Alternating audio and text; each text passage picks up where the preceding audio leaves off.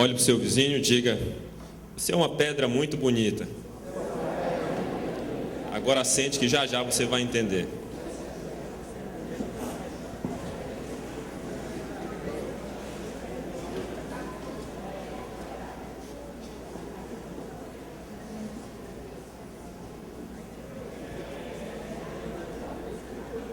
A paz do Senhor Jesus a todos, amém? Amém. E aí, tudo bem, gente? Graças a Deus, né? Apesar da chuva, isso mostra que você é alguém que é apaixonado e persistente em estar reunindo com a igreja, estando na casa do Senhor. Queridos, abram as Bíblias de vocês em Salmos 132. Salmos 132. Ou Salmo de número 132. Versículo 3 a 5.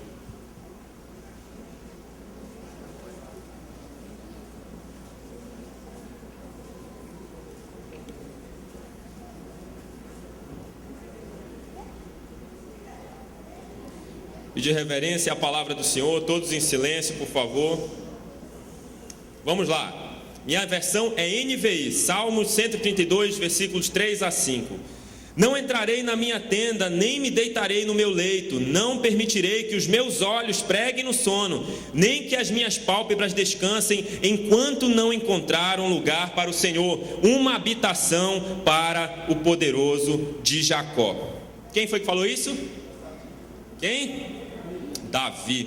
Sou apaixonado por esse cara, já falei 1 milhão de vezes que é por isso que o nome do meu filho é Davi também, de uma maneira profética. E hoje nós vamos conversar sobre ser apaixonado pela casa de Deus e persistir em edificar a casa de Deus. Semana passada eu estive ministrando sobre persistência e hoje vou falar um pouco mais. Incrivelmente, um dia depois do meu tempo a sós com Deus, eu bati de frente com essa passagem aqui e eu fiquei, nossa, isso aqui renderia um pouquinho mais de história para a gente conversar. E aí, como quem não quer nada, compartilhei com o pastor Serginho e depois ele me incumbiu dessa missão. Portanto, hoje nós vamos falar sobre a casa de Deus, nós vamos falar sobre persistir em edificar a casa do Senhor, a habitação dele. Você que tem desejo em se aprofundar um pouco mais, em saber bastante sobre esse assunto, pouco mais, não muito sobre esse assunto, procure uma mensagem chamada Edificando a Casa do Senhor, se eu não me engano, do pastor Ed Liu. É um cara sensacional, se eu não me engano ele é até formado em engenharia, por isso tem muito mais know-how para falar sobre isso. Vamos lá. Há uma grande obra sendo realizada. Esta obra é a construção da casa de Deus. Muitos pensam que a casa de Deus se limita a um prédio ou se limita a uma única pessoa, mas na verdade a casa de Deus é a igreja do Senhor. Nós somos os trabalhadores responsáveis por dar andamento a essa obra e também nós somos parte dessa obra. É algo muito legal que eu vejo na palavra de Deus, que ao mesmo tempo que nós somos ovelhas, nós somos pastores. Ao mesmo tempo que nós somos filhos, nós somos pais de multidão. Ao mesmo tempo que nós somos pescadores, nós somos ovelhas. Misturei tudo, hein? Ao mesmo tempo que nós somos pescadores, nós somos peixes. Eu acho muito legal. De ovelha para pescador, já pensou uma vara com uma ovelha na ponta? Esquece essa. Enfim, e ao mesmo tempo que nós somos aqueles que estamos edificando a casa do Senhor, nós somos parte integrante da casa do Senhor. O primeiro ponto dessa noite esta obra precisa de tijolos, ou melhor dizendo, no contexto bíblico, essa obra precisa de pedras, e essas pedras somos nós. Por isso que eu falei para você falar para o seu vizinho, você é uma pedra muito bonita. Quer ver por que é uma pedra? Vamos só dar uma introdução para isso. Pense só, o que é um tijolo ou uma pedra isolado? É só um tijolo ou uma pedra isolado. Mas o que é um conjunto de tijolo? Um conjunto de pedras? Uma parede, uma casa, um prédio, um muro, uma construção, certo? Se alguém domina um pouco sobre alguns outros idiomas, eu não sei se esse é o nome certo, mas nos Emirados Árabes existe um arranha-céu chamado Burj Khalifa. Eu acho que é isso, né, o nome dele. É atualmente a mais alta estrutura feita pelo homem no mundo, com aproximadamente 830 metros, 2.723 pés. A construção começou em 21 de setembro de 2014 e foi inaugurada oficialmente em 4 de janeiro de 2010. É tão alto que tem um elevador que chega a 64 km por hora. O mais rápido do mundo, no caso, né?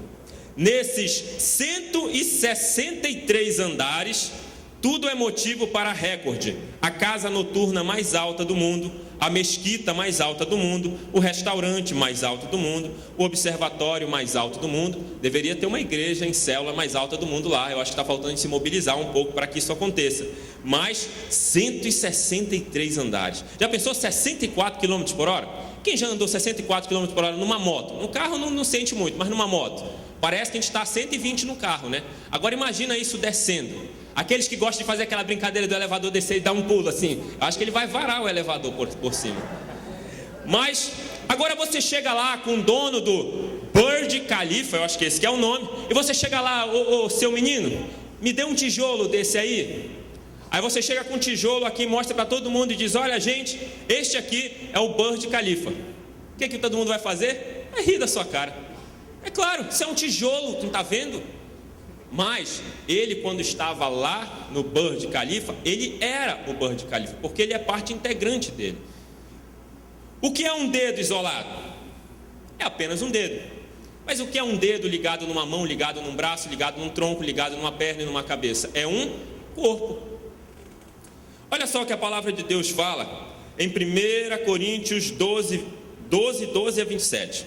Ora, assim como o corpo é uma unidade, embora tenha muitos membros, e todos os membros, mesmo sendo muitos, formam um só corpo, assim também com respeito a Cristo.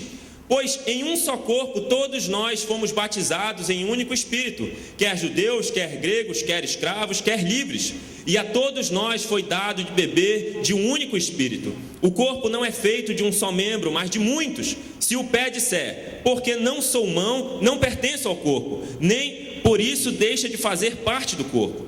E se o ouvido disser, porque não sou olho, não pertenço ao corpo, nem por isso deixa de fazer parte do corpo. Se todo o corpo fosse olho, onde estaria a audição? Se todo o corpo fosse ouvido, onde estaria o olfato?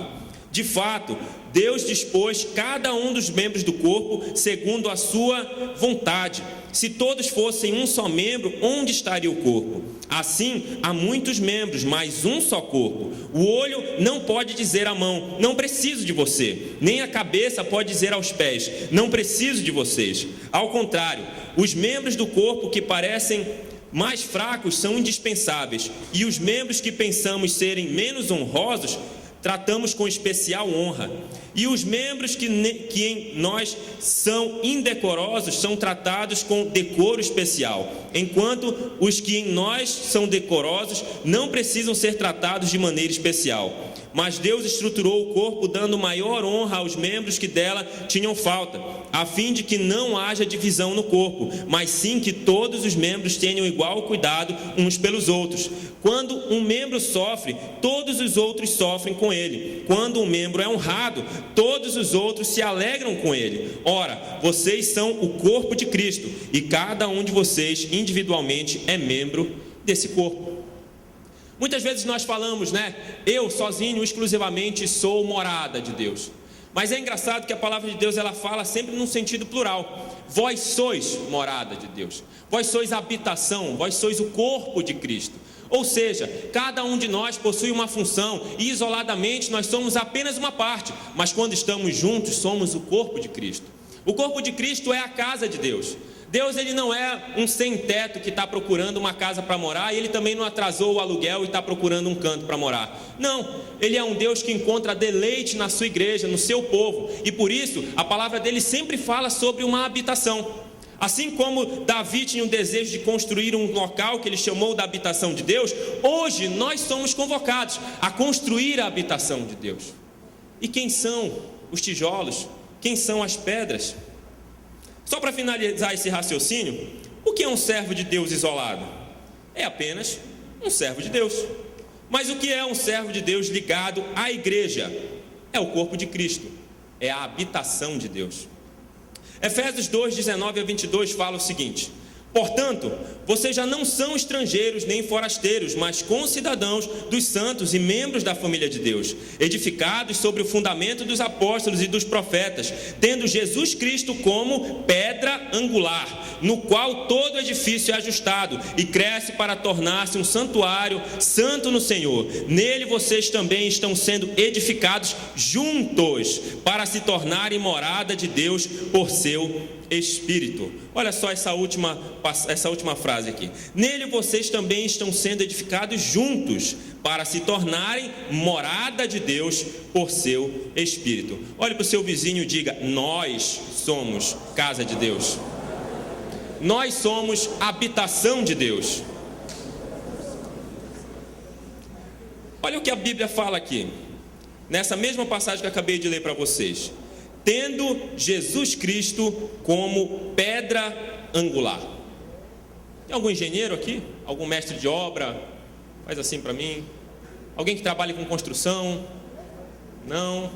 Então está todo mundo zerado, igual eu estava até um tempo atrás, sobre esse assunto. Queridos, pedra angular também é chamado em algumas traduções de pedra de esquina. E a pedra angular é Jesus Cristo. Agora a gente está falando sobre paixão e persistência. O que isso tem a ver com paixão e persistência? O que isso tem a ver com o nosso tema desse mês? Bem, eu vou explicar para vocês o que é pedra angular, e aí a gente vai ver a que está ligado isso. Nas construções antigas, a pedra angular era a pedra fundamental, a primeira a ser assentada na esquina do edifício, formando um ângulo reto entre duas paredes. Servia para definir a colocação das outras pedras e alinhar toda a construção.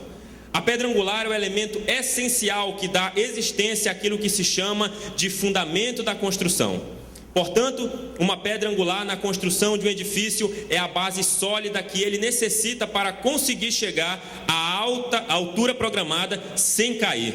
Para um cristão, Jesus Cristo é essa base fundamental, na qual se assenta toda a construção da igreja, formada por todos aqueles que acreditam na palavra de Deus. Resumindo a história, Jesus é o molde e nós somos as pedras. É aí que entra a paixão e persistência. Imagina só, eu não sei o que aconteceu ultimamente, as minhas roupas têm diminuído, eu não sei o que é isso.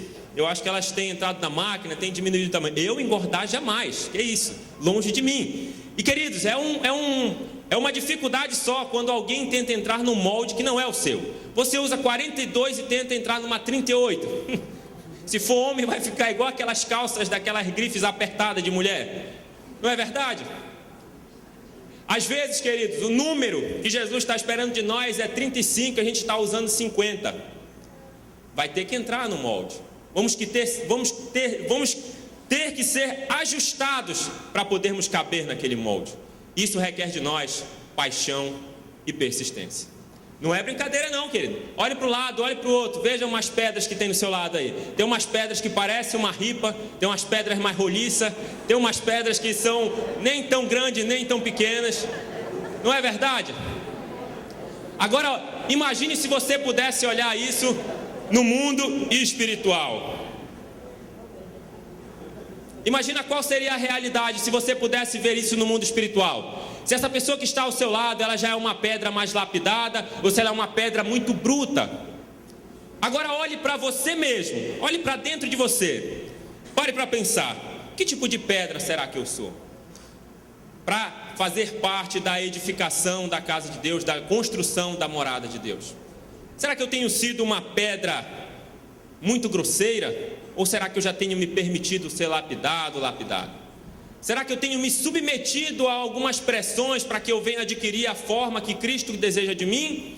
Ou será que eu sou uma pessoa ainda que não quero me adequar aos padrões de Deus? É nessa hora que entra paixão e persistência. Você que já tentou, por alguma razão, essa é uma das coisas que mais acontece hoje em dia, né? Por alguma razão você se sente um pouco fofinho, avantajado e deseja perder um pouquinho de peso. Não estou pensando em ninguém especial, pelo contrário, estou pensando em mim mesmo. E imagina que desafio é. Imagina que desafio, quanta persistência não é necessário para você deixar de pesar 90 e pesar 70. Não é brincadeira não, querido. Tem gente que entra em depressão, tem gente que enfia garfo na boca, tem gente que faz um monte de coisa.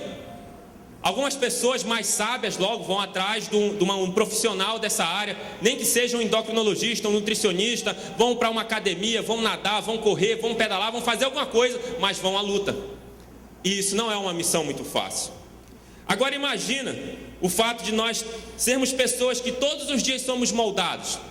Nós olharmos para o nosso objetivo. Tem gente, eu conheço, já ouvi falar de algumas pessoas que pegam um pôster, foto de gente famosa, põe na parede do quarto e diz: um dia eu vou ser assim. Agora, misericórdia, imagina um irmão com uma foto dessa. Aí, imagina você agora pegando o perfil de Jesus e olhando e dizendo: um dia eu quero chegar nesse nível. Queridos, vai ter que ter muita paixão e muita persistência. Ele é a pedra angular. Todos nós vamos ser assentados na construção de Deus de acordo com o molde dele e não de acordo com a nossa vontade. Não tem como você botar um tijolo assim e outro assim e ficar por isso mesmo. Todos nós vamos ter que ser aplumadinho do jeito que ele quer e do jeito dele. Existem tipos de pedras, E existem tipos de crentes também. Como eu falei ainda agora, nós somos os construtores, os trabalhadores dessa obra, e nós somos também parte integrante dessa obra. Quantos conhecem um irmão denominado crente lixa? Só quem conhece sabe o que eu estou falando. Gente, tem alguns irmãos que para você não entrar na carne com ele, você tem que estar andando verdadeiramente em santidade. Você tem que ser alguém que realmente está buscando mais de Deus, alguém que respira fundo, conta até 3, e alguém que sabe digerir as coisas. Todos nós somos submetidos a determinadas situações que requerem de nós um pouco mais de esforço, dedicação e persistência.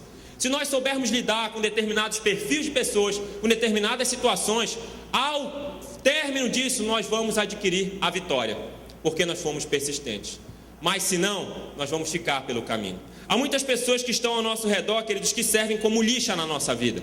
Pessoas que vão trabalhar em determinada área da nossa vida, às vezes porque querem e às vezes porque não querem. Às vezes é seu discipulador, seu pai, sua mãe, o seu professor, alguém que lhe ensina, que está lá aparando algumas coisinhas com você para você realmente ser alguém mais parecido com Cristo. Mas às vezes você pega alguém que faz isso de graça para você, alguém que talvez não foi muito com a sua cara, e você tem que saber lidar com essa pessoa. É uma lixa. Tem alguns que são mais fortes ainda, são os crentes talhadeiros, vão tirando pedaço mesmo. E se a gente souber lidar com isso, nós vamos ser moldados e vamos poder nos enquadrar no perfil do Senhor Jesus. Qual é o bairro que a nossa igreja está mesmo? Qual é? Olha que nome profético. Pedreira. Pedreira é um lugar que tem muita... pensava que você ia falar água. Pedra, não é verdade? Olha só que nome profético. Já tem um bocado de pedra aqui dentro. Agora pensa só, quantas pedras não tem lá fora?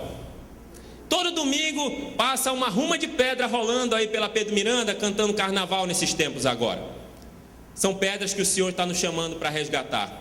São pedras que o Senhor está nos dizendo para nós fazermos como Davi predestinou a ele mesmo fazer. Eu não vou descansar enquanto essa realidade não mudar. Eu não vou descansar enquanto eu não der o melhor de mim, enquanto eu não der tudo de mim, para que a habitação do Senhor possa ser construída, para que eu possa pegar material, que são as almas, são as pedras, são as pessoas, para que essa casa seja construída. O Senhor, Ele se deleita na sua igreja, e nós vamos ser aqueles que vão construir a casa do Senhor, para que Ele se deleite na sua casa. Só quem é casa de Deus dá glória a Deus. Amém.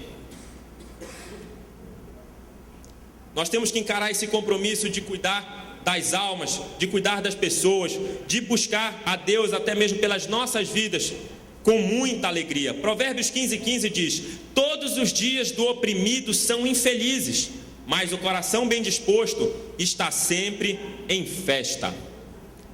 Nós temos muitos desafios, queridos. Muitas pessoas que nós temos que correr atrás, que lutar, que ir na casa, que buscar, que a gente vai a primeira ela não está, a gente vai a segunda ela não está, a terceira ela não está, a quarta às vezes ela não está também, mas quem sabe na quinta ela já não está lá. Quantos conhecem alguém ou já conseguiram ganhar uma alma para Jesus dessa maneira? Alguém que você lutou e relutou e chamava, até que um dia essa pessoa cedeu? Quantos? Eu posso dizer que a grande minoria se dá o privilégio de dizer isso. porque muitas vezes nós desistimos na primeira. E o Senhor está nos chamando a fazer como Davi falou, a não pregar os nossos olhos, a não descansar, a não relaxar, enquanto nós não buscarmos fazer a habitação do Senhor, que é ganhar almas e cuidar bem delas. O nosso segundo e último ponto dessa noite é: esta obra precisa de um cimento. Engraçado, né? Vamos lá? Para que a construção seja erguida, é necessário que o cimento seja colocado entre os tijolos, para assim estarem ligados uns aos outros. Vamos ler, abra sua Bíblia comigo em Efésios capítulo 4, versículos 1 a 16.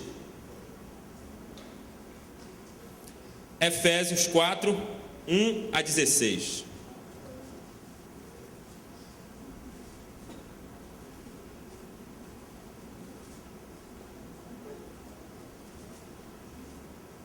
Vamos lá.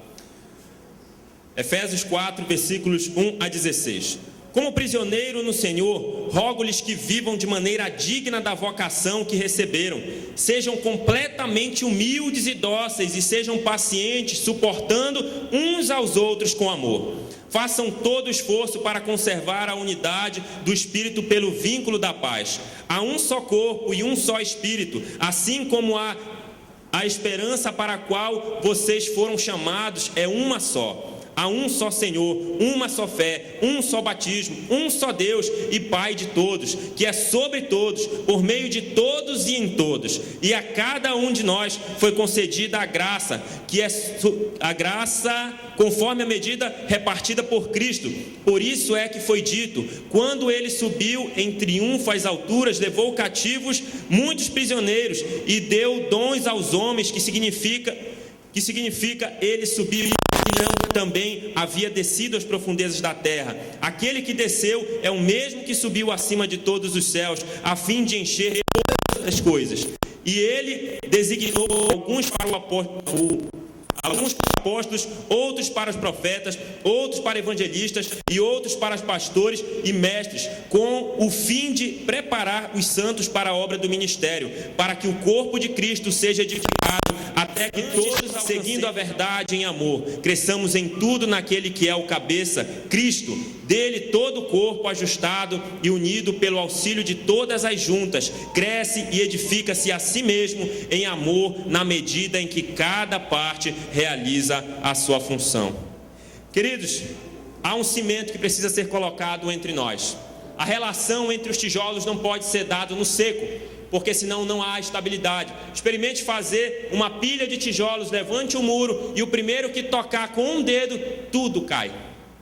Algo precisa fixar, algo precisa assegurar isso. A mistura para um cimento normal é o quê? Água, areia e o seixo, cimento.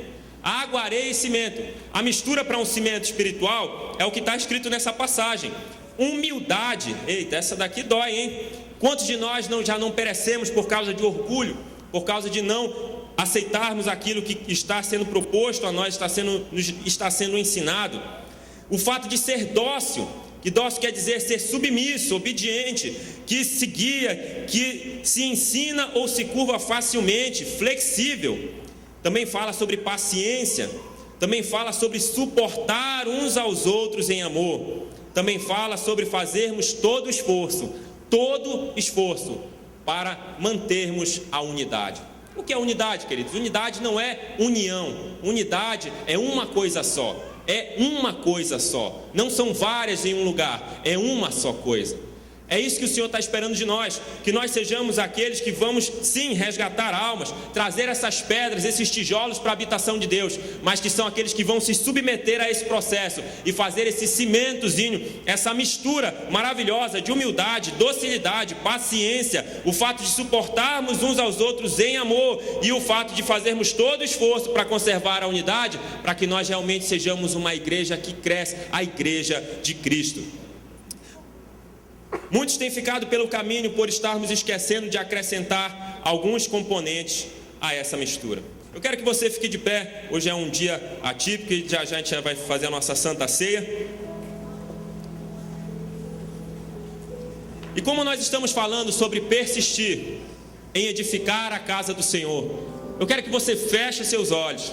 eu quero que de preferência você feche seus olhos, mas se junte à sua célula. Se a sua célula estiver do seu lado ou não, fique abraçado com ela. Caso não esteja, pegue alguma pessoa emprestada para ser sua célula.